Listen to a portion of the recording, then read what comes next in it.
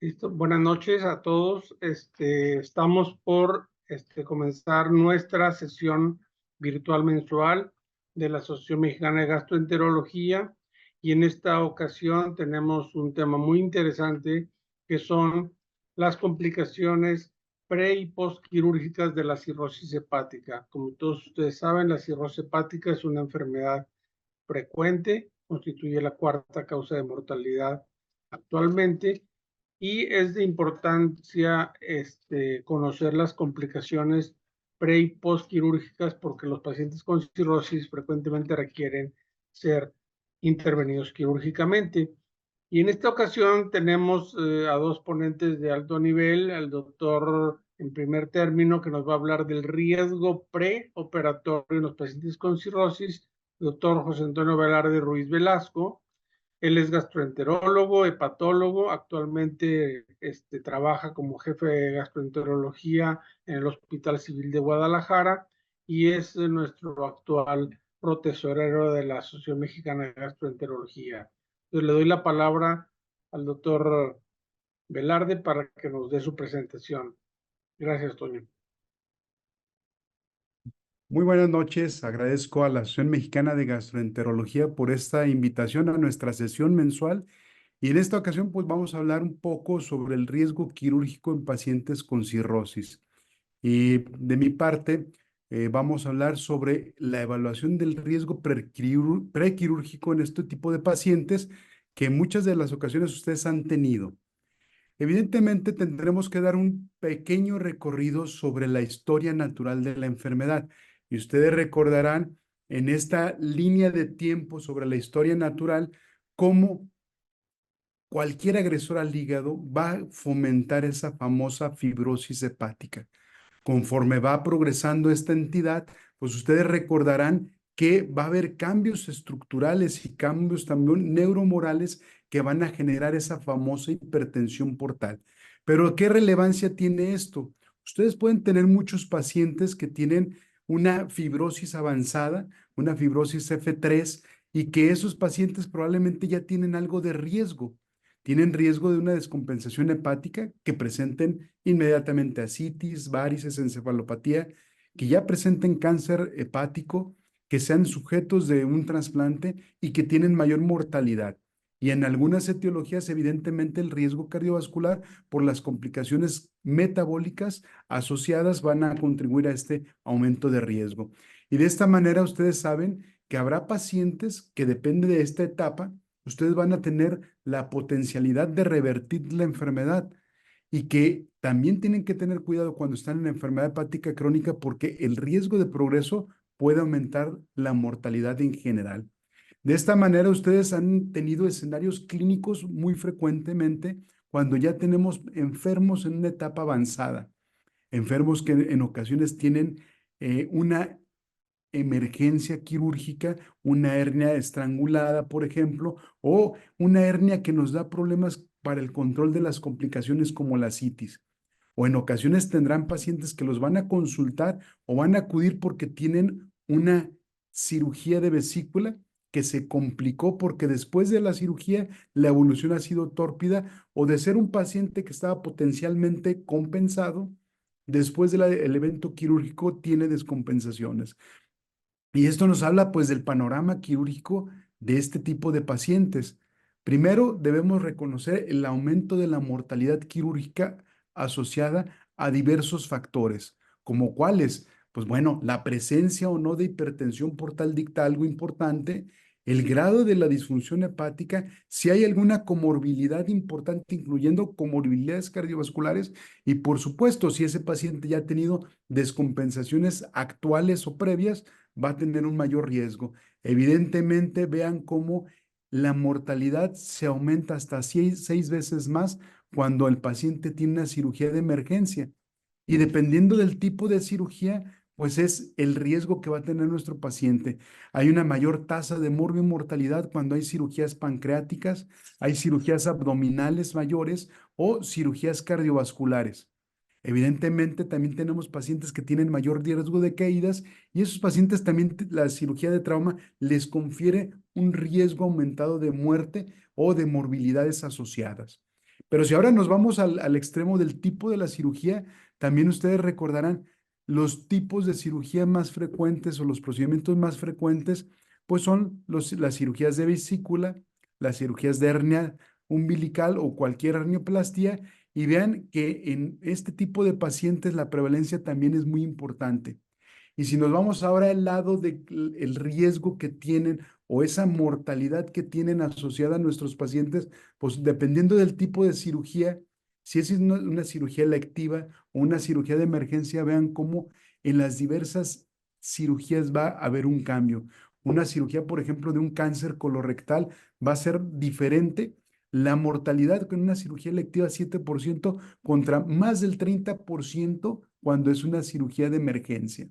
Si el paciente tiene una cirugía gástrica, por ejemplo, por una enfermedad ulcerosa péptica, aunque sea menos frecuente ya cada vez más por el uso de antisecretores, pues también ven cómo la mortalidad se dispara, y así en todas las cirugías, cuando es una cirugía de emergencia o tenemos que meter un paciente o tenemos que decidir meterlo en una cirugía de emergencia, evidentemente el riesgo aumenta. Si nosotros nos hacemos la pregunta, ¿qué es lo que tenemos que hacer? Previamente no teníamos un posicionamiento mexicano, y les comparto esta primicia que está ya publicada en la revista de Gastroenterología de México, el primer posicionamiento sobre manejo perioperatorio y riesgo quirúrgico en este tipo de pacientes. En este han contribuido diversos especialistas de todo el país, incluyendo especialistas de gran nivel del extranjero, tanto de Norteamérica como de Europa. Y este documento los invitamos a que lo descarguen porque les va a ser muy útil en la práctica clínica diaria. Y en este escenario, bueno, tenemos que tener bien claro el panorama preoperatorio de este tipo de pacientes. Los pacientes con cirrosis son muy interesantes, y previo a que en ocasiones ustedes diagnostiquen una cirrosis, pues es importante que diagnostiquen si tiene o no fibrosis avanzada. Por eso una recomendación de este documento dice que en pacientes con antecedente de enfermedad hepática crónica, por cualquier etiología que vaya a requerir algún procedimiento quirúrgico electivo, se recomienda que valoren la presencia de fibrosis avanzada, esto mediante métodos no invasivos. Aquí debemos recordar, si hay algún factor de riesgo para enfermedad hepática y que no tenga clínicamente evidente una cirrosis hepática, por ejemplo, esto es lo que recomendamos, y el FIP4 es una muy buena estrategia. FIP4, recuerden que es una evaluación no invasiva, es un biomarcador indirecto que utiliza parámetros como la edad, los niveles de las transaminasas y las plaquetas. Y sabemos que tiene valores ya estandarizados para todas las etiologías. Lo importante en el escenario de una pre-cirugía o previo a una cirugía es que si el FIP4 está igual o mayor de 2,67, vean cómo aumenta la mortalidad intraoperatoria, por supuesto aumenta la mortalidad intrahospitalaria y la mortalidad a 30 días posteriores a la cirugía, con esos ORs que son importantes, y que eso ustedes incluso lo tienen que informar tanto al paciente como a los familiares cuando tengan estos escenarios. Otra forma importante de hacer la evaluación es la evaluación de esa presión portal, la elastografía hepática, perdón, de esa fibrosis. Y esta la podemos hacer también de una manera no invasiva con la elastografía hepática. Acuérdense que esta mide la velocidad de la onda de corte a través del tejido hepático y nos habla de la dureza, de la rigidez que tiene el órgano. Y esta rigidez se va a expresar en kilopascales. Y ustedes recordarán que un hígado sano tiene menos rigidez porque la velocidad de transmisión está disminuida, por lo tanto tendrá menos kilopascales. Cuando un hígado empieza a cambiar, empieza a tornarse con mayor rigidez, con mayor dureza, con más kilopascales, evidentemente, esto es por la transmisión de la velocidad de la onda de la elastografía de transición cambia.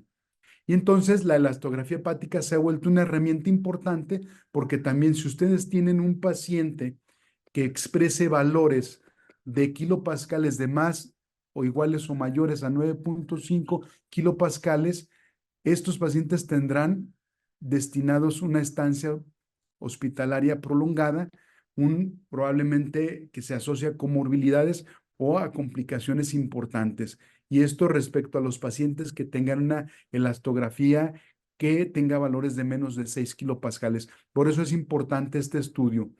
Otra recomendación importante es que ustedes hagan la estratificación de la gravedad de la enfermedad hepática en pacientes con cirrosis mediante las escalas que ya conocen, pero que en ocasiones no las aplicamos. Y algo muy interesante, el Child-Pugh nos da mucha información. Child-Pugh, acuérdense que tiene parámetros clínicos, parámetros bioquímicos. Los parámetros clínicos son muy sencillos, presencia de ascitis o encefalopatía, mientras que los parámetros bioquímicos ustedes tienen que cuantificar bilirrubina, albúmina y el tiempo de protrombina. Y vean que si ustedes clasifican a su paciente de acuerdo a la escala de Child-Pugh, pues la mortalidad es diferente. Evidentemente parece lógico, pero el riesgo de mortalidad intrahospitalaria posterior a una cirugía va a ser mayor en pacientes que tengan Child B o Child C.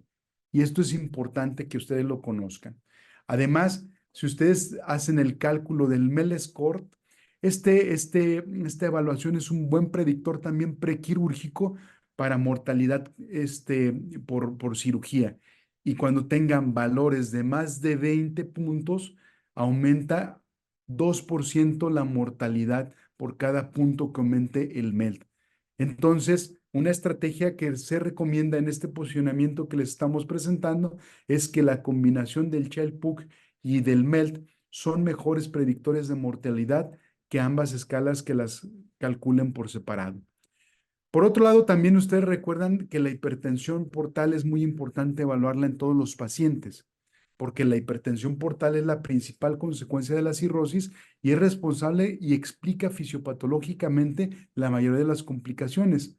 Y ustedes saben que entonces en todos los pacientes con cirrosis que sean sometidos a cualquier procedimiento quirúrgico electivo, se debe de evaluar la presencia de hipertensión portal clínicamente significativa o de descompensaciones hepáticas. Y esto es muy importante. ¿Cómo lo podemos hacer? Recordemos que el gradiente de presión de la vena hepática es un factor pronóstico y que cuando sobrepasa los 5 milímetros de mercurio y va progresando, pues van a aparecer las diversas complicaciones, como lo mencionaba. Cuando más de 10 milímetros de mercurio tendremos esa hipertensión portal clínicamente significativa con desarrollo de las diversas complicaciones o manifestaciones como las varices, la citis, la encefalopatía. Si ese gradiente sigue aumentando, tenemos mayor riesgo de hemorragia varicial y evidentemente mayor predicción de riesgo de muerte postquirúrgica a corto plazo y que tengamos incluso fracasos en controlar una hemorragia varicial en este tipo de pacientes. Habitualmente la presencia de hipertensión portal la podemos hablar de manera indirecta, por ejemplo, con una ecografía o una tomografía. Si ya vemos datos de que su paciente previo a la cirugía ya tiene ascitis, tiene un vaso de más de 13 centímetros, tiene recanalización de la vena umbilical o ya tiene formación de colaterales portosistémicas con una velocidad del flujo de la porta de menos de 12 centímetros, tengan cuidado porque probablemente ese paciente ya tiene una hipertensión portal importante. Muchos pacientes hay que llevarlos a endoscopía para descartar la presencia de varices esofágicas o varices gástricas o de la gastropatía hipertensiva portal y enfocarnos a darles el tratamiento adecuado dependiendo del escenario clínico. Sabemos que la evaluación de la presión portal o de ese gradiente, la mejor forma es hacer una hemodinámica hepática. Sabemos lamentablemente que es costoso y está disponible solo en algunos centros especializados. Por lo tanto, si ustedes quieren también hacer una evaluación de esta hipertensión portal de una forma no invasiva, la elastografía de transición vuelve a aparecer como una herramienta útil. Ya sea la pura elastografía hepática nos va a dar esa rigidez del órgano y vamos a darnos cuenta, pero también tenemos la probabilidad de hacer elastografía esplénica y esta nos evalúa los componentes tanto estructurales como dinámicos de la hipertensión portal y no se afecta por ninguna de las etiologías de la enfermedad hepática crónica. Y ya tenemos algunos valores estandarizados en kilopascales para la rigidez del vaso para saber si tenemos mayor riesgo o no. Y evidentemente esta elastografía hepática también nos va a ayudar a hacer un diagnóstico no invasivo de esa hipertensión portal clínicamente significativa. Y si nos apegamos o recordamos Babeno 7, esa famosa regla de los 5, nos va a ayudar a tomar decisiones, incluyendo para saber quién tiene más riesgo de tener varices. Y si combinamos marcadores, ustedes saben, las plaquetas junto con los valores de la elastografía, sabremos si podemos ya tener un diagnóstico o excluir esa hipertensión portal clínicamente significativa. Por otro lado, también en muchos de estos escenarios de la evaluación preparatoria, es importante que no quitemos el dedo del renglón porque se tiene que realizar una evaluación preparatoria de las comorbilidades no hepáticas como cualquier paciente que va a cirugía. Y esta debe de incluir la evaluación preparatoria habitual. Esto es, tiene que tener electrocardiograma para estimar la enfermedad cardiovascular, determinaciones de escalas de riesgo por ejemplo, de la Asociación Americana de Anestesiólogos, como es el ASA, el índice Goldman, para que clasifiquen como cualquier paciente que va a cirugía. No debemos de quitar también eso de nuestra evaluación. Por otro lado, es importante que conozcan que aparte de estas evaluaciones convencionales o habituales, existen índices de riesgo quirúrgico que se han elaborado para los pacientes que tienen cirrosis. Yo creo que muchos de ustedes ya conocen que está en línea. Aquí les dejo la página de internet que pueden entrar, es el famoso VOCAL-PENT, que fue el primer score de riesgo que estima un riesgo de mortalidad postoperatoria a los 30, 90 y 180 días. Y nos tiene mejor discriminación superior al MELT sodio y al CHILD y a los índices de riesgo de Mayo. Y estima el riesgo de descompensación hepática incluso a los 90 días de una manera muy exacta. Y vean cómo existen parámetros tan sencillos como la edad, la albúmina, la bilirrubina y el conteo de plaquetas para que ustedes, junto con la etiología, el ASA score y el índice de masa corporal y poniendo el tipo de cirugía, puedan saber qué mortalidad va a tener su paciente. Brinqué esta diapositiva, una disculpa, porque este fue el primer rescore, perdón, el de la Clínica Mayo, que también es muy sencillo. El problema que tiene el score de la Clínica Mayo es que no discrimina el tipo de etiología y nomás hace diferencia entre etiología, ya sea por el alcohol, colestasis o virus o otros. Pero es una buena estrategia también, y si combinamos el score de la Clínica Mayo para saber qué riesgo de muerte tenemos a 7, 30, 90 días, a un año y a 5 años, con el VOCAL-PEN, que es una excelente herramienta. Yo creo que combinando estos dos podremos tener esa mortalidad estimada postquirúrgica tanto a 30, 90, 180 días y el riesgo que tenemos de descompensación con VOCAL-PEN. Y esto es muy importante porque esto nos brinda información para nosotros estar al pendiente y hacer las estrategias previas y las estrategias que la doctora Fátima postquirúrgica que nos va a indicar. Otro punto importante preoperatorio es que previo a esta intervención se recomienda contar con una evaluación nutricional completa que incluya la detección de sarcopenia y de fragilidad en los pacientes con cirrosis. Algo importante que en cirugías selectivas se deben de implementar estrategias que permitan mejorar estas condiciones previas al procedimiento o a la cirugía, ya que ambas tienen un alto impacto en el pronóstico y en la sobrevida de los pacientes. Recuerden que la malnutrición y la sarcopenia son muy prevalentes en estos pacientes. Sarcopenia, cerca del 90% de nuestros pacientes lo tienen, y que hay estrategias muy sencillas como utilizar escalas como el Royal Free y que nos van a dar esos riesgos de desnutrición que pueden tener nuestros pacientes. La sarcopenia también es importante que la valoremos, y podemos medir fragilidad también con pruebas tan sencillas como un dinamómetro, y evidentemente las escalas de índice tomográficos para evaluar sarcopenia se dice que son buenas, pero si ustedes hacen una composición corporal con DEXA, va a ser suficiente para que tengan el diagnóstico de sarcopenia. La hemostasia también es un punto importante, y aquí se ha visto el punto de mayor discrepancia en ocasiones. Y vamos a platicar un poquito sobre este rubro.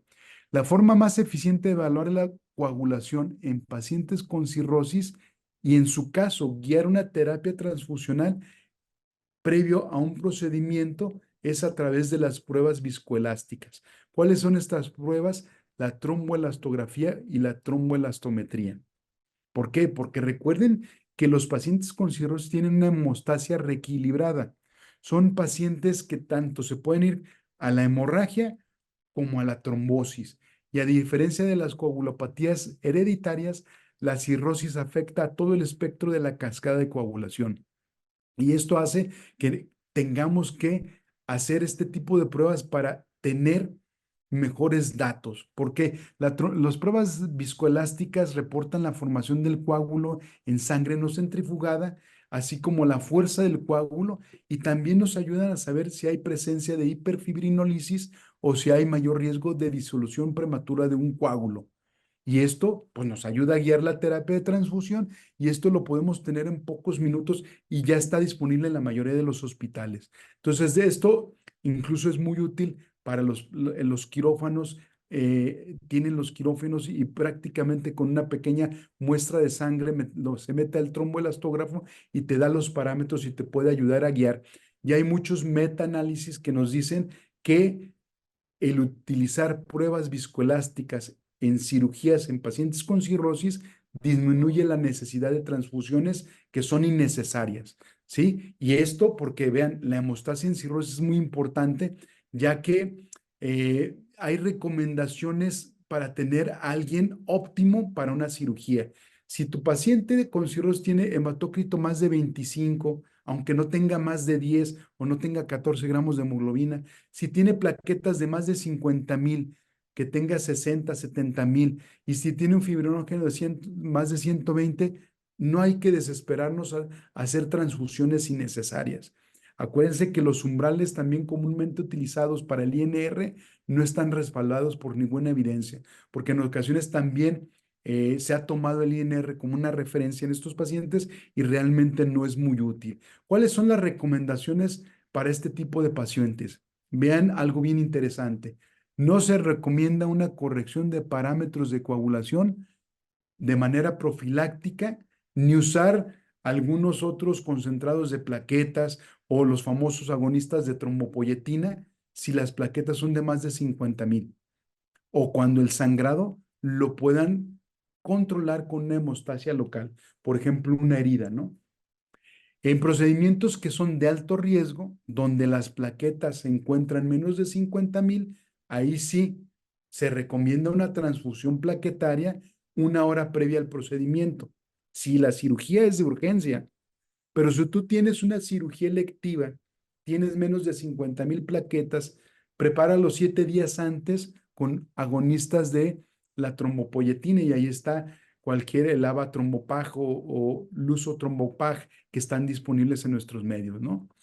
Algo importante, que no se recomienda el uso rutinario de ácido tranexámico porque no hay evidencia que nos ayude a disminuir la tasa de hemorragia posterior a un procedimiento. Entonces, estos son algunos tips que les recomendamos para que ustedes tengan un mejor manejo de la hemostasia previa para sus pacientes, ¿no? Y evidentemente habrá pacientes que ya llegan con ascitis, con encefalopatía o que tienen riesgo de hemorragia varicial o la acaban de tener. Recuerden que para todas estas complicaciones ya existen guías establecidas y hay que optimizar el tratamiento y el manejo. Si yo tengo un paciente que voy a meter a cirugía y tiene ascitis, lo primero es que descarte que sea una ascitis complicada con lesión renal aguda o una ascitis complicada que también se le acompaña de una infección, la famosa peritonitis bacteriana espontánea. Si todo está en regla, es una ascitis no complicada, yo optimizo la dosis de los diuréticos y llego a las metas terapéuticas adecuadas, hago restricción de exceso de sodio en la dieta si es pertinente y lo llevo a cirugía. Si el paciente tiene una ascitis grado 3 y yo requiero hacer una paracentesis de gran volumen, cuidando si paso 4 o 5 litros para hacer reposición con albúmina. Asimismo, hago optimización de la encefalopatía. Si el paciente es una cirugía, acuérdense, si es una cirugía electiva contra una cirugía de urgencia, tengo tiempo o no tengo tiempo de optimizar el tratamiento, incluyendo para la prevención de hemorragia varicial, como lo ven ustedes ahí, con el uso de los beta bloqueadores y si hay una profilaxis secundaria en ocasiones, tenemos que combinar la ligadura con los beta bloqueadores y estar al pendiente. Se ha hablado incluso para algunos centros, porque no está disponible en todos lados, la colocación de los tips preventivos para hemorragia varicial. Entonces, cada una de las complicaciones tenemos que optimizar su manejo para tener en mejores condiciones a nuestro paciente. Y ya para finalizar, quiero dejarles algunos gastropuntos para su práctica clínica. Recuerden que en los pacientes con cirrosis que van a llevar ustedes a cualquier cirugía, ya sea un procedimiento quirúrgico, un procedimiento como una endoscopía, ya sea electiva, hay que hacer una evaluación multidisciplinaria y hay que involucrar a todos los especialistas, al hepatólogo, al gastroenterólogo, al internista, a nutrición, anestesiología y a toda el área quirúrgica que esté involucrada con estos pacientes. Hay que realizar en cirugías programadas una evaluación completa e integral. Y en pacientes que tengan cirrosis e indicación de una cirugía urgente, por favor, nunca retrasen la cirugía porque quieran priorizar otras cosas, otros parámetros que probablemente, si esa cirugía es de urgencia, no lo van a lograr y su paciente puede fallecer. Entonces, ustedes deben de reconocer que si se tardan, si demoran, podrían poner en riesgo la vida de su paciente. Muchas gracias y con esto finalizo. Quiero invitarlos a que consulten estos dos grandes apoyos que da la Asociación Mexicana de Gastroenterología, como es la revista de Gastroenterología de México, este posicionamiento sobre manejo perioperatorio y evidentemente también las gastroperlas, el podcast que también me tocó la fortuna de compartir con la doctora Fátima Higuera y la doctora Karina Vázquez, que también es respecto a este escenario clínico. Muchas gracias. Bien, muy amable, José Antonio, por tu excelente presentación. Y a continuación me permito presentar como segunda ponente de este excelente simposio a la doctora María Fátima Higuera de la Tijera. La doctora Fátima es médico adscrito y jefe del Departamento de Gastroenterología y Hepatología del Hospital General de México, del doctor Eduardo Lisiaga. Es profesora de gastroenterología y hepatología de la Universidad Nacional Autónoma de México y es investigador SNI 1 y nos va a hacer el favor de presentarnos a continuación el tema de riesgo postoperatorio en pacientes con cirrosis. Adelante, Fátima. Gracias por aceptar la invitación. Muchas gracias, doctor Gursa, por la amable invitación para participar en esta sesión. Y bueno, me toca la parte de riesgo postoperatorio. Quisiera reiterarles que ya están disponibles en la revista de Gastroenterología de México en el apartado de prensa, pues este posicionamiento sobre manejo perioperatorio que será de mucha utilidad para nuestra práctica clínica. Y ya lo decía muy bien el doctor Velarde, que en el preoperatorio y durante la cirugía hay muchas cosas que debemos vigilar en nuestros pacientes. Y el posoperatorio, por supuesto, no es excepción. Debemos continuar todos los cuidados que hemos llevado a cabo en toda esta parte pre y transoperatoria, porque sabemos bien que el posoperatorio es un factor de riesgo para disfunción hepática. Es frecuente que si no tenemos cuidados muy meticulosos en estos pacientes con enfermedad hepática crónica avanzada, compensada o descompensada, pues sabemos que el posoperatorio puede deteriorar las propiedades de síntesis, de excreción, de detoxificación hepática y debemos poner mucha atención, particularmente en los primeros 5 días del posoperatorio, que es el periodo en donde esta disfunción hepática puede hacerse evidente. Por supuesto que tenemos que tomar en cuenta y evaluar muy detenidamente, porque la gravedad y, por supuesto, la naturaleza de la disfunción hepática van a ser diferentes y van a estar en relación al tipo de cirugía, por supuesto, a mayor tiempo quirúrgico, a mayor complejidad del evento quirúrgico, tendremos un mayor riesgo. Entonces, en cirugías mayores, con un tiempo en el transoperatorio largo, si hubo necesidad de transfundir al paciente, si hubo una pérdida de sangre cuantiosa, pues es importante tomar en cuenta que eso condicionará un mayor riesgo de disfunción hepática en el posoperatorio. Si nuestro paciente ya era un paciente en etapa de Child-Pugh-C o con un MELD muy elevado, pues por supuesto que a mayor grado de deterioro en la función hepática, mayor riesgo de complicaciones. Y algo muy importante, particularmente en nuestra población mexicana, en donde pues hay una alta prevalencia de otras condiciones comórbidas como diabetes, como obesidad, como condiciones de tipo metabólico, por ejemplo, pues era importante reconocer y evaluar estas comorbilidades que pueden tener también un impacto negativo para la disfunción hepática en este periodo postquirúrgico. Cuando ocurre o cuando estamos ante un paciente que comienza con datos de disfunción hepática en el postoperatorio, tenemos que evaluar muchas cosas, dentro de ellos si nuestro paciente está bien hidratado, bien perfundido, porque dentro de las causas más comunes de disfunción en el postoperatorio tenemos la isquemia hepática. Tenemos que estar en comunicación muy estrecha con el equipo quirúrgico para estar seguros que no ocurrió una lesión durante el evento quirúrgico. Es ser muy minuciosos en la conciliación de medicamentos que estamos administrando al paciente, porque también pueden ocurrir reacciones a medicamentos, estar bien al pendiente de procesos de tipo infeccioso y también comunicarnos con el anestesiólogo, porque otra de las causas pueden ser complicaciones propias de la anestesia, ¿verdad? Y todo esto, por supuesto, pues con un impacto negativo en la supervivencia del paciente. Por eso en el postoperatorio, además del cirujano, del anestesiólogo, del hepatólogo, del gastroenterólogo, pues tenemos que estar todos al pendiente de la condición de estos pacientes para evitar justamente esta disfunción hepática y las complicaciones. Otras cosas que ya veníamos vigilando desde la etapa preoperatoria, pero que será muy importante continuar los cuidados en el periodo postquirúrgico. Vamos a hablar un poco acerca de la nutrición, cuándo indicar tromboprofilaxis, cómo manejar la analgesia. Por supuesto, la vigilancia de la herida quirúrgica es fundamental y, por supuesto, muy importante el reinicio de medicamentos que el paciente tomaba previamente para el control de su enfermedad hepática crónica. Y bueno, ya decíamos, supervisar complicaciones y descompensaciones.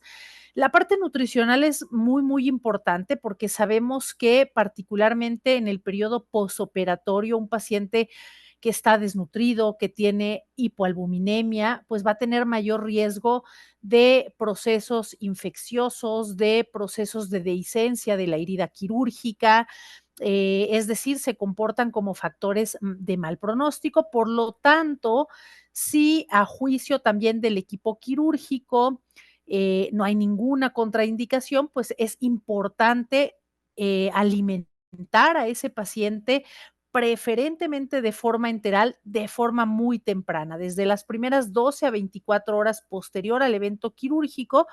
Por supuesto, tendremos que tener cierta precaución cuando la cirugía se llevó a cabo en el tubo digestivo, sea el estómago, por supuesto el esófago, intestino delgado, pero pensando, por ejemplo, en cirugías comunes, como pudiera ser una colecistectomía, una cirugía para reparar una hernia de pared, es decir, donde no se vio comprometido el tubo digestivo, pues tempranamente es muy importante reiniciar la dieta en nuestros pacientes. No retrasarla de forma injustificada, porque un paciente que pase muchos días sin recibir alimento, pues tendrá mayores complicaciones.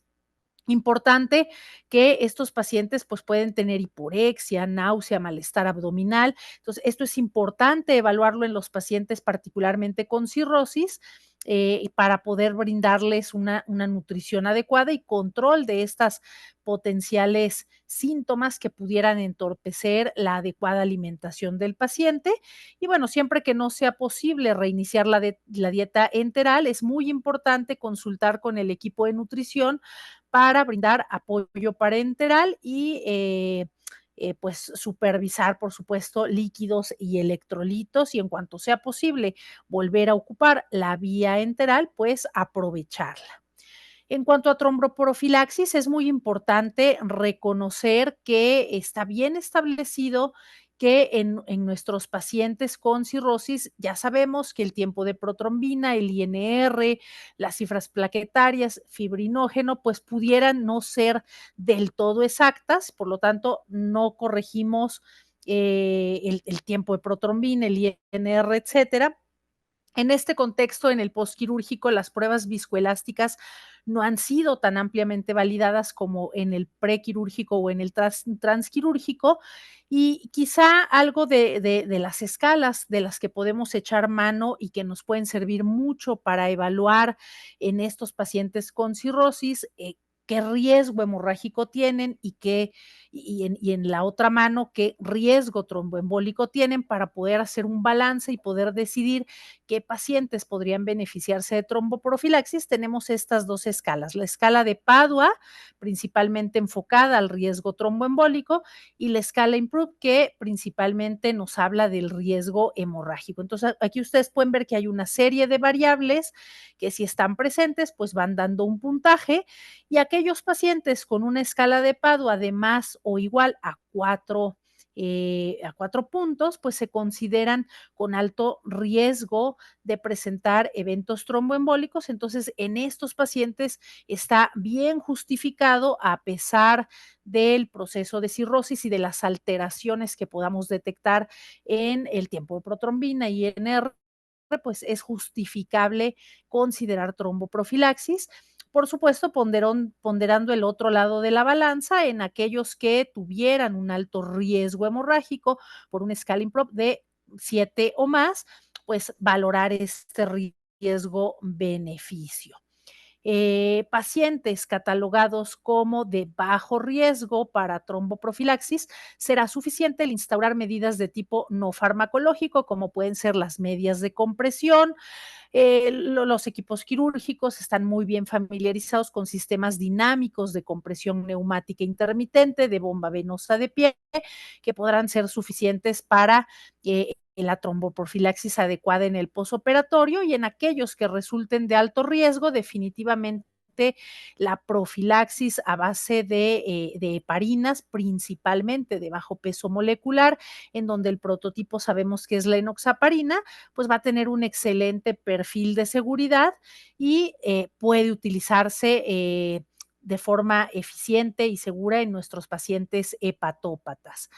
Y respecto a los anticoagulantes de acción directa, es importante recordar que, particularmente en aquellos pacientes con cirrosis compensada en etapa Child-Pugh A o descompensada, pero que no superan más allá del Child-Pugh B, pues pueden considerarse seguros. Se ha visto que su perfil de seguridad también es bastante óptimo. Y bueno, en los pacientes con Child-Pugh C es quizá el grupo de riesgo en donde tenemos que tener mucha precaución, porque no hay suficientes estudios que validen estas estrategias. Respecto a la analgesia, es muy importante reconocer que los pacientes la fase posoperatoria es, es importante tener un adecuado control. Particularmente el grupo de los AINES se considera una clase que debe ser evitada, porque recuerden que en pacientes con cirrosis se relaciona con precipitación de lesión renal aguda particularmente. El paracetamol pues es seguro, sin embargo es recomendable no utilizar dosis más allá de 2 gramos por día, y los opioides pueden ser también seguros. Sin embargo, es muy importante estar vigilándolos estrechamente, porque por su vida media más prolongada podrían precipitar encefalopatía. Entonces hay que usarlos un tiempo corto. Es preferible las formulaciones de liberación inmediata, y lo más que podamos espaciarlos y el menor tiempo posible, pues será lo más seguro. El tramadol no sería un fármaco recomendable, porque puede sedar demasiado al paciente hepatópata, provocar depresión respiratoria y puede ser menos tolerado que otros opioides. Si solo disponemos de este analgésico o ya hemos utilizado paracetamol, no tenemos otro opioide, podría ser razonable una dosis baja de 50 miligramos y espaciado al menos cada 12 horas. ¿Qué podemos decir respecto al reinicio del medicamento que ya tomaba nuestro paciente para el control de su enfermedad hepática crónica, de la cirrosis? Pues recuerden ustedes que es muy importante que el evento quirúrgico puede comportarse como factor de riesgo que detone encefalopatía. Entonces, si el paciente ya estaba con eventos previos de encefalopatía, estaba ya recibiendo profilaxis, pues con mucha razón debemos reiniciar, tan pronto se reinicie la vía oral, la lactulosa, la rifaximina, en caso que el paciente estuviera tomando L-ornitina L-aspartato, pues reiniciarlos lo más pronto posible. En aquellos pacientes que para control de ascitis estaban siendo manejados con diuréticos, es muy importante también reiniciarlos tempranamente para evitar la formación nuevamente de ascitis que puede comprometer en cirugías de tipo abdominal la herida quirúrgica, favorecer dehiscencia, favorecer fístula. Entonces, muy importante reiniciar los diuréticos, pero debemos monitorizar que nuestro paciente, una vez que los vamos a reiniciar, se encuentre adecuadamente perfundido, que no esté cursando con elevación de azoados, es decir, libre de lesión renal aguda y si estas condiciones se cumplen, paciente bien perfundido, sin lesión renal aguda, pues proceder al reinicio temprano de diuréticos. Los beta bloqueadores también recuerden que van a reducir el gasto cardíaco, pueden asociarse con estados de hipoperfusión, por eso cuando los vamos a reiniciar es muy importante asegurarnos que nuestro paciente hepatópata se encuentra estable hemodinámicamente, en cuyo caso pues podemos proceder con el beta bloqueador que estaba tomando el paciente para evitar más complicaciones. Y respecto al uso de albúmina, sabemos que el uso de albúmina tiene indicaciones muy precisas, por ejemplo, posterior a una paracentesis evacuadora por arriba de 5 litros, pues en algunos escenarios para en el manejo de la lesión renal aguda, en el síndrome hepatorrenal. Sin embargo, de repente vemos que en el escenario postquirúrgico, pues se administra profilácticamente y esto es algo que no debemos hacer, no está indicado. Solamente el uso de albúmina debe restringirse para las indicaciones que están bien demostradas y que se justifican, como sería pues la paracentesis de gran volumen, el manejo de la lesión renal aguda, particularmente el síndrome hepatorrenal asociado a vasopresores. Entonces, adecuarnos a las indicaciones que están debidamente establecidas, pero no usarlo de forma rutinaria para expandir volumen o como alguna acción profiláctica en el posoperatorio. Y bueno, dentro de la vigilancia de las complicaciones que pueden surgir posterior al evento quirúrgico, es importante tratar de prevenir estas descompensaciones porque sabemos que posterior a la cirugía, si se llegan a presentar, llámese encefalopatía, de tipo manifiesto, ascitis, que puede representar un riesgo para peritonitis bacteriana espontánea, ser juiciosos con evitar la sobrecarga de volumen, porque esto podría precipitar incremento de la presión portal y favorecer la hemorragia asociada de tipo variceal. Entonces, esto lo debemos evitar porque sabemos que las descompensaciones en el postquirúrgico van a tener un impacto negativo y van a incrementar la mortalidad de nuestros pacientes. Estas descompensaciones, una vez que el paciente está estable, va a casa, es importante vigilarlo hasta 90 días porque está demostrado que este incremento en el riesgo de la descompensación puede ocurrir en este periodo de hasta 90 días posteriores al evento quirúrgico. Y también no olvidarnos que en la estancia hospitalaria posoperatoria, pues es muy importante estar alerta a las infecciones particularmente infecciones, por ejemplo, si el paciente está hospitalizado, de tipo asociado a los cuidados de la salud o nosocomial, que recordando que las infecciones son uno de los principales detonantes de falla hepática aguda sobre crónica, que es otra de las complicaciones que podría presentar nuestro paciente y que debemos estar muy alerta. Entonces, como vemos, el cuidado posoperatorio en el paciente con cirrosis, pues es multidisciplinario, el equipo quirúrgico, el gastroenterólogo, hepatólogo, el área de nutrición, anestesiología. Si hay otras comorbilidades, pues otras disciplinas se tienen que sumar para que podamos brindar este cuidado integral, prevenir complicaciones, apoyar efectivamente al paciente en su recuperación para restablecer su calidad de vida y, por supuesto, reducir al máximo la morbimortalidad que puede ocurrir en esta fase postoperatoria. Muchas gracias. Muy amable, doctora Fátima. Y a continuación, aprovechando a ambos ponentes, vamos a tener una pequeña ronda de preguntas de la audiencia. Primero, pues preguntan que en qué número de la revista está el consenso que presentaste, Toño. Ya está en línea en la revista en línea, ¿verdad? Sí, la revista de Gastroenterología de México tiene un apartado de los artículos que son avances en línea, que ya está ahí, ya está aceptada la publicación, pero va a salir en el tercer número de este año. O sea, también está a punto de en un par de semanas de salir, pero ya está el avance en línea y pueden descargarlo de manera gratuita. Bien, aquí una pregunta que hace la audiencia. ¿Cómo debe ser el manejo de los drenajes como los penroses en los pacientes con cirrosis?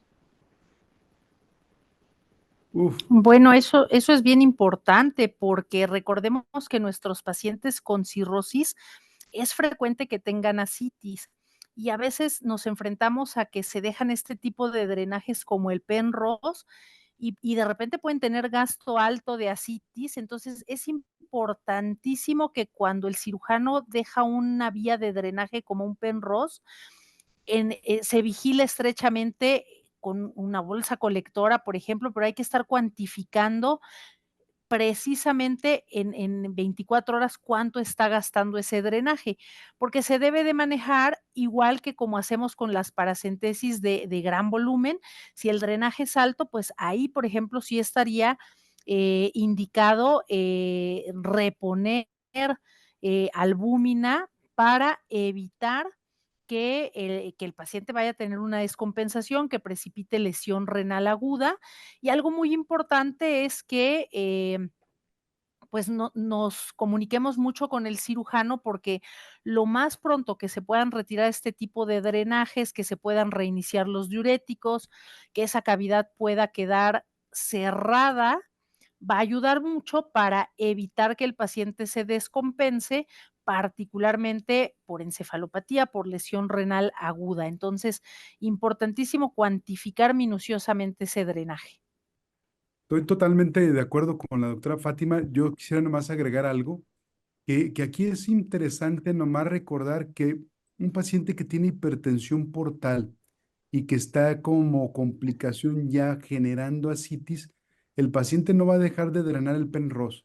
Entonces hay que platicar mucho con nuestro equipo quirúrgico que no esperemos que el Penrose va a dejar de drenar, no se va a secar.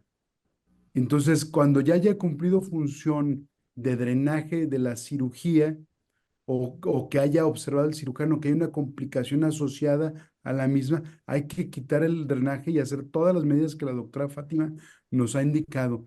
Si el paciente empieza a acumular y llega a una citis otra vez de grado 3 porque se esté descompensando y hay algo de hipertensión portal por la translocación bacteriana, por la inflamación, habrá que manejarla como todas las ascitis, pero no esperemos dejar un Penrose eternamente porque el paciente va a hacer una peritonitis bacteriana secundaria y el paciente va a caer en sepsis y con alto riesgo de muerte o que les haga una hemorragia varicial por aumento de la presión portal durante la hospitalización.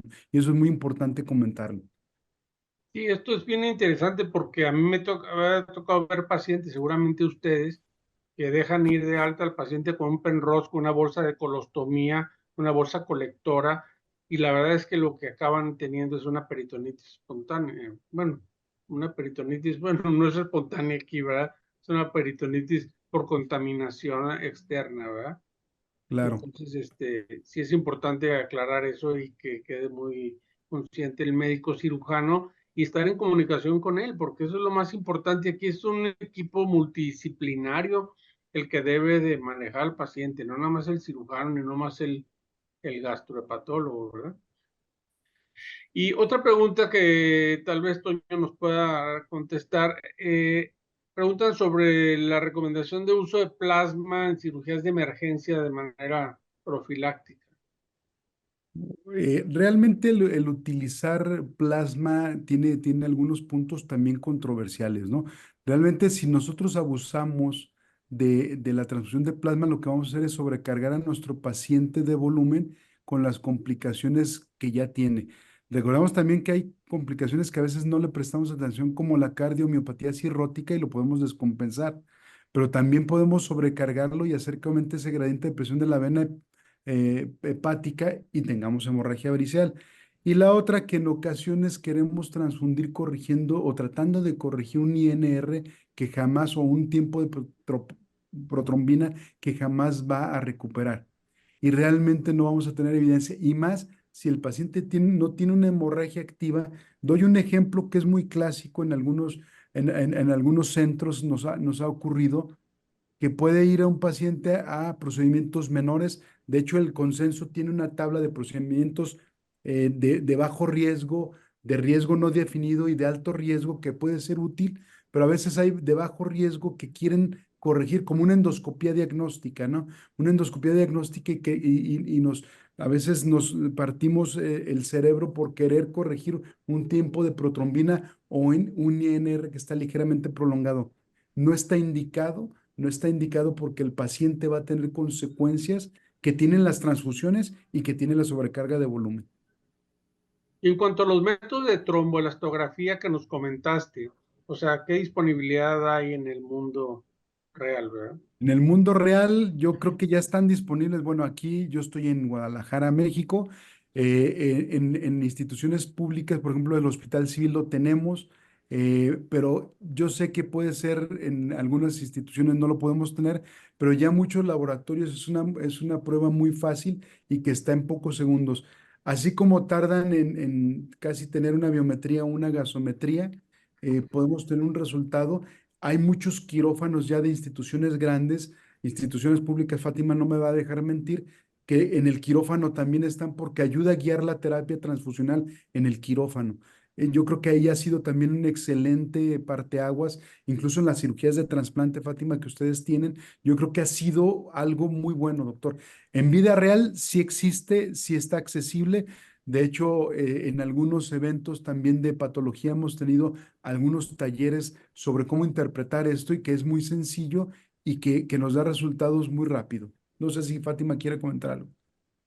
Sí, ciertamente que por ejemplo, en cirugías de trasplante, antes de tener el tromboelastógrafo, pues yo les puedo comentar que como requisito el paciente tenía que tener por lo menos 50 concentrados eritrocitarios disponibles por si se requerían y se ocupaban. Sin embargo, cuando la transfusión seguía por el tromboelastógrafo, realmente lo que da es una gráfica en la cual uno puede ver de forma muy dirigida qué le falta al paciente. Son plaquetas, es algún factor de coagulación en específico. Entonces, esto ayuda mucho a que estas transfusiones innecesarias, yo les puedo comentar que desde que el tromboelastógrafo se tiene disponible para el transoperatorio de trasplantes, pues los compañeros de cirugía de trasplantes, en ocasiones el paciente no ocupa ni un solo paquete globular, cuando antes tenían que tener una disponibilidad disponibilidad muy alta y se basaba uno mucho en corregir plaquetas, INR, etcétera. Y como dice el doctor Velarde, pues realmente eso al final lo que se sabe es que este paciente transfundido en forma innecesaria sin esta guía del tromboelastógrafo se sobrecarga y es más común que haga lesión renal aguda, que tenga hemorragia, que tenga muchas más complicaciones. Entonces, definitivamente es una herramienta cada vez más disponible, prácticamente en centros de cirugía compleja o de cirugía de trasplante se tiene disponible y definitivamente las ventajas son muchas porque reduce complicaciones en el paciente tanto durante la cirugía como en forma posoperatoria. Los pacientes también ocupan menos terapia intensiva, se pueden ir más pronto a casa, entonces sí es muy importante comenzar a solicitarlo en nuestras instituciones, particularmente si se tiene pues pacientes hepatópatas que están requiriendo procedimientos quirúrgicos, que cada vez es más común, es una excelente herramienta.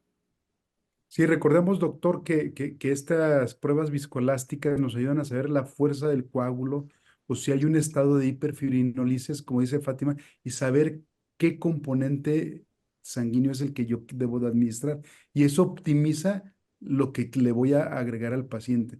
Y en ocasiones, como dice Fátima, sí se ha visto la reducción importante en la necesidad de transfusiones que realmente en ocasiones usted recordará, o recordamos hace algunas décadas, un par de décadas todavía cuando era residente, los servicios de gastro parecían centros de guerra, ¿no?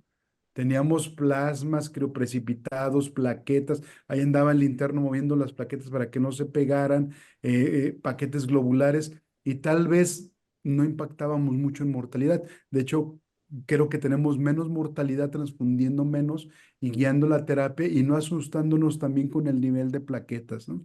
Porque tiene 70,000 y no quieren tocar a los pacientes, no queremos o queremos abusar de la transfusión o transfundirlo ahora y operarlo en 8 días y le pongo plaquetas a alguien de 70,000, ya donó, ya se hizo todos los riesgos que conlleva para que no sirva de nada. Entonces, tenemos que tener bien claro si nuestro procedimiento es un procedimiento quirúrgico, un procedimiento electivo, si tenemos disponibilidad de agonistas de trombopoyetina, por ejemplo, cuando sea una cirugía electiva, iniciarlo 7 días antes, doctor, y hay buenos resultados. Muy bien, gracias. El otro tema es la profilaxis antibiótica en el paciente con cirrosis. O sea, ¿cuándo está indicada? ¿En qué circunstancias? Ok, la profilaxis antibiótica se debe de realizar cuando esté indicada de acuerdo al tipo de cirugía, no porque sea cirrótico, o sea, eso tiene que Correcto. ser importante, ¿no? Pero ya en el posquirúrgico, o si presenta el paciente, o si previamente traía arrastrando una hemorragia varicial y está en un tiempo que todavía tenía necesidad de tener antibiótico profiláctico para evitar translocación bacteriana, ese es otro escenario. Pero tenemos que ser también muy cuidadosos, que yo sé que el paciente con cirrosis tiene una disfunción inmune que lo hace propenso a infecciones, pero no por eso si el paciente está compensado, está estable, no lo voy a someter a profilaxis, a no ser que el tipo de cirugía requiera profilaxis ya por los lineamientos ya establecidos. Muy bien. Y la otra pregunta en relación al manejo de líquidos en el paciente cirrótico. Eso es sumamente importante, ¿verdad? Porque cuando está manejando por parte de cirugía o los residentes, pues es habitual que nos los hablen en la interconsulta cuando ya nos los encharcaron nuevamente de ascitis por exceso de soluciones. Y la otra es los niveles que nos acaban, los niveles de hemoglobina requeridos en el paciente para hemotransfundir paquetes globulares. En base a las guías de Babenov se han cambiado los niveles en relación a lo habitualmente establecido por los médicos cirujanos y anestesiólogos de 10, ¿verdad? Que pues, realmente nosotros con 7, 8 nos parece suficiente, ¿verdad? Pero a veces no los quieren pasar a cirugía porque no tiene 10. No sé si les sigue pasando a ustedes en sus centros. Fátima, adelante primero tú. Sí, totalmente. Eso es muy cierto porque sabemos que en los pacientes que tienen hipertensión portal clínicamente significativa, el sobretransfundirlos y llevarlos a valores por arriba de 8 de hemoglobina, pues va a incrementar la presión portal y al final es una estrategia que se asocia y se va a relacionar con mayor riesgo de hemorragia y más complicaciones. Entonces, es muy importante en este contexto, pues tener una muy buena comunicación con nuestros compañeros de los equipos quirúrgicos, porque realmente un paciente con 8 de hemoglobina, sobre todo en el contexto de la hipertensión portal clínicamente significativa, con presencia de varices de alto riesgo, pues no llevarlo más allá, porque esto puede entonces precipitar más complicaciones que beneficios. Y el manejo de líquidos, que esa es otra pregunta que me parece importantísima, porque de repente estamos acostumbrados, quizá en un paciente sano, el manejo con cristaloides, hidratarlos, tenerlos con soluciones para proteger la función renal. Realmente el paciente cirrótico, pues recordemos que es muy lábil. La balanza entre la sobrecarga y el quedarnos cortos, pues puede ser muy estrecha. Entonces es muy importante estarlos monitorizando, vigilar la uresis. En cirugías mayores, pues podría ser razonable incluso utilizar otros métodos como, no sé, la venosa central, para muy fidedigna y evitar también la sobrecarga, particularmente de cristaloides, porque los cristaloides pues se van a fugar mucho a tercer espacio, podemos incrementar ascitis. Si estamos utilizando solución salina, pues podemos incrementar también ascitis y tampoco irnos al otro extremo, porque decíamos de repente es, pues como está cirrótico, pues no le ponemos líquidos y le vamos a poner albumin si tenga una justificación. Entonces, realmente de forma muy completa al paciente para brindarle el balance de líquidos que corresponda sin irnos al extremo de la sobrecarga que puede pues tener más complicaciones. Bueno, yo nomás agregar brevemente, doctor, ya dijo mucho la doctora Fátima. Pero algo en respecto a los líquidos, doctor, líquidos y electrolitos van muy de la mano. Y también nos asustamos muchas veces con el sodio bajo en este tipo de pacientes. Hay que ser muy cautelosos, ¿no? Pero algo que nos ha servido recientemente, y aprovecho para hacer otro pequeño comercial de la revista de Gastroenterología de México, tenemos por ahí una publicación de POCUS, de ese ultrasonido de punto de interés, es este de ultrasonido de bolsillo, nos ha ayudado también a guiar el volumen de los pacientes un poquito más exacto como lo era la presión venosa central. Entonces, el hacer estas determinaciones de solicitar, los intensivistas tienen mucha experiencia o ciertos médicos tienen experiencia en el manejo de POCUS, con eso podemos guiar la terapia de hídrica, ¿no? Ver el colapso de la vena cava, por ejemplo, nos ayuda a saber si le falta líquido, si no le falta esa colapsabilidad, nos va a ayudar a guiar esta este, estrategia de administración de líquidos. No sobrecargarlos de cristaloides, ya lo dijo, soluciones cloro de sodio al 0.9%, aunque tengan osmolaridad isotónica, son terribles para los enfermos con cirrosis, ¿no? A no ser que tengamos una indicación precisa, que tengamos una hiponatremia verdadera, que tenga un estado de volumen bajo, lo podemos administrar. Y por eso les digo que tal vez POCUS va a venir a ser una sustitución del estetoscopio para los hepatólogos. Correcto. Sí, y el otro tema es el paciente cirrótico habitualmente, pues su hemodinámica hace que se comporte con un paciente habitualmente en estado normal, hipotenso, ¿verdad? Entonces llegan a los servicios de urgencias hipotensos y los empiezan a sobrecargar de líquidos y a ponerles vasopresores, y si llegan los intensivistas no se diga. Entonces, ¿qué les quisieran recomendar a la audiencia en ese sentido? Porque son cosas de todos los días. Fátima, ¿quieres oír? Sí, Comento yo. eso describe describe algunos colegas que trabajan en mi hospital, pero es cierto, porque de repente, pues, o sea, realmente lo que dice el doctor Gurs es muy cierto. El paciente hepatópata, pues, de repente llega con 90, 60 y lo ve uno que está caminando, que está consciente, que tiene hambre. Entonces, yo creo que de forma muy sencilla evaluar la parte clínica, porque al final el paciente con hipertensión portal muy marcada va a cursar con hipotensión sin que tenga un compromiso o una repercusión clínica. Y esa es una excelente pregunta, porque a mí sí me ha tocado ver que el paciente hepatópata llega al área de urgencias, híjole, 90, 50, 90, 60, y lo primero que le ponen son cristaloides, a veces también albúmina, por no dejar, y vasopresores. Y lo bajan o lo suben al área de piso y dice uno, bueno, pero pues realmente no tiene encefalopatía, está clínicamente estable. A lo mejor si venía con hemorragia, pues ya recibió su transfusión, ya no está sangrando, ya se trató por vía endoscópica y los vemos 2, 3, más días con el vasopresor. Entonces es muy importante recordar que la hipertensión portal se va a asociar con hipotensión sistémica y que el vasopresor pues no tiene razón de ser. Entonces, de una forma muy fácil,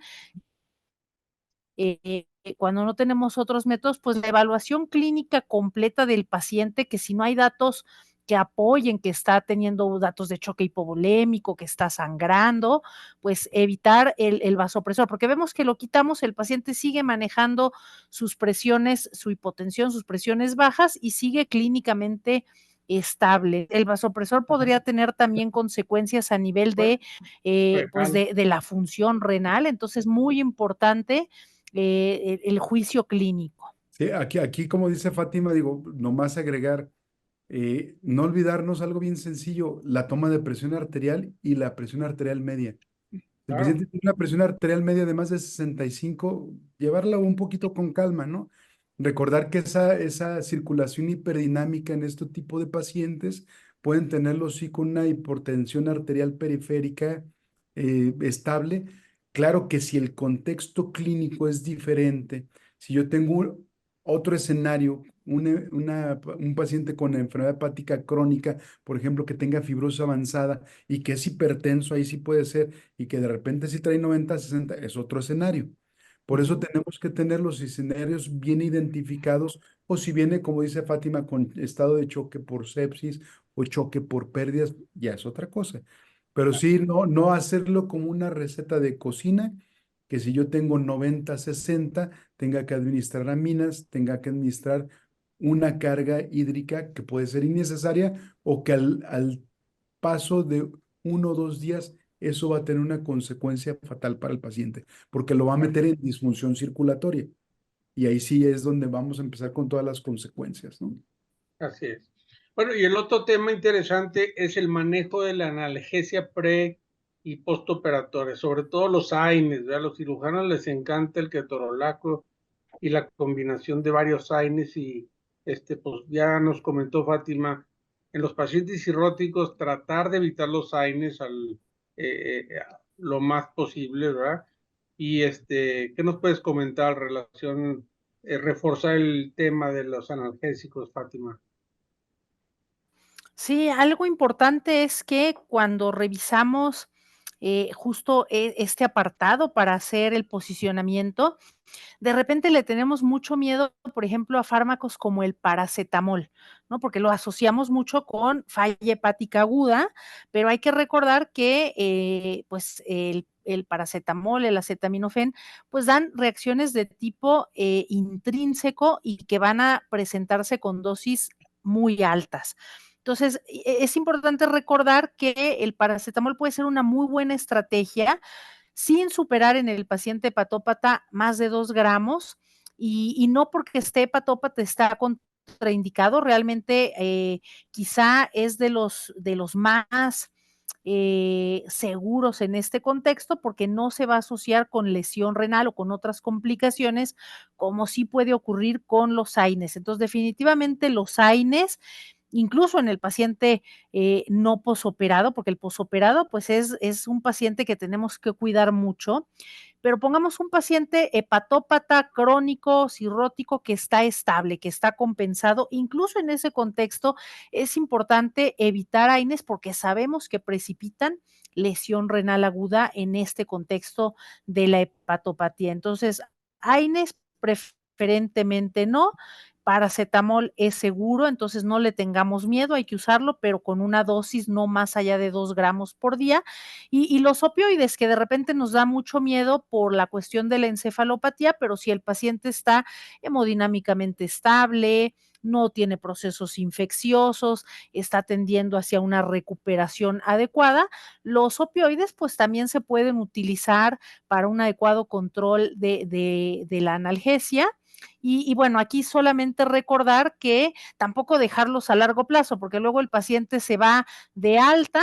No, pues me dijeron que me siguiera tomando el paracetamol y a lo mejor le dejaron clonixina toelicina o le dejaron algún opioide y regresa 15 días después, ya ni tiene dolor y sigue tomándolo hasta con horario, ¿no? Entonces, muy importante utilizarlos por a la menor dosis que sea suficiente para el control adecuado del dolor del paciente y por el tiempo más corto posible, o sea, en cuanto el paciente ya puede espaciar sus dosis, ya pueda retirarlo, que generalmente será en en la primera semana, no más allá de 10 días, ya que una vez que se consolida la cicatriz quirúrgica y demás, pues no dejárselos a largo plazo, ¿no? Solamente en caso de dolor, a la menor dosis posible, el menor tiempo posible, para no tener efectos secundarios también relevantes.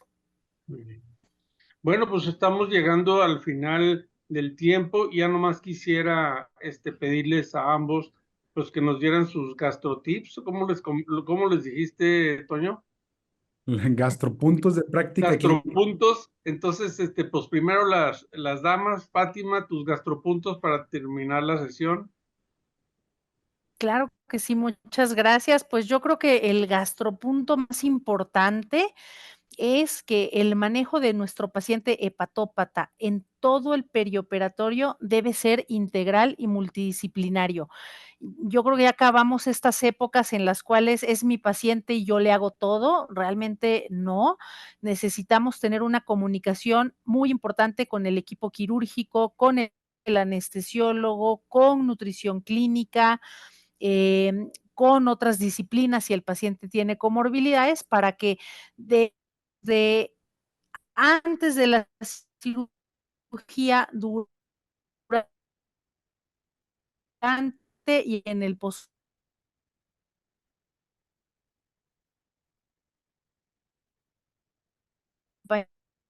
acompañemos a este paciente en forma integral, multidisciplinaria, con los mejores resultados y las menores complicaciones. Gracias, Fátima. Y adelante, Toño, tus gastropuntos. Sí, muy breve. El primer gastropunto que ha sido un placer compartir con la doctora Fátima y con usted, doctor Gursa, y darle las gracias a la Asociación Mexicana de Gastroenterología por tener estas sesiones mensuales que son muy útiles para precisamente esta práctica clínica, ¿no? Y yo creo que algo que ya mencionó Fátima, trabajar de forma multidisciplinaria realmente es difícil, pero hay que hacerlo. Y hay que dar el primer paso nosotros acercándonos a nuestros equipos quirúrgicos, a nuestros anestesiólogos y al resto de especialistas involucrados, que incluso ahí está también nuestras trabajadoras sociales que nos ayudan a gestionar muchos apoyos para los pacientes, ¿no? La otra es que en cirugía electiva podemos tener la calma de razonar el caso, de compensar a nuestro paciente, pero si es algo que yo quiero puntualizar es cirugía de emergencia, no la retrasemos, por favor. No retrasemos intentando corregir unas plaquetas, un INR o bajar un poco la bilirrubina. No lo vamos a lograr. ¿Sí? Entonces tenemos que priorizar si es cirugía de emergencia, tomando los riesgos y estando junto con nuestro equipo quirúrgico para inmediatamente que lo opera, que pase al equipo clínico, al gastroenterólogo, al hepatólogo o a quien se dedique en nuestros hospitales a tratar a estos pacientes, a asesorar la cuestión posquirúrgica. Porque luego, si no, nos ponemos malhumorados a los 15 días que nos los quieren pasar a nuestro servicio porque en 15 días los abandonamos. Lo Ujú. operan y hay que estar al pendiente. Hay que apoyar a nuestro equipo quirúrgico. Gracias. Pues muchísimas gracias a todos ustedes, la audiencia que tuvo la oportunidad de conectarse, la doctora Fátima y Antonio Velarde por sus excelentes presentaciones, y los esperamos en la próxima sesión mensual que será previamente notificada en las páginas de difusión de la Asociación Mexicana de Gastroenterología. Buenas noches a todos y gracias por su atención. Gracias.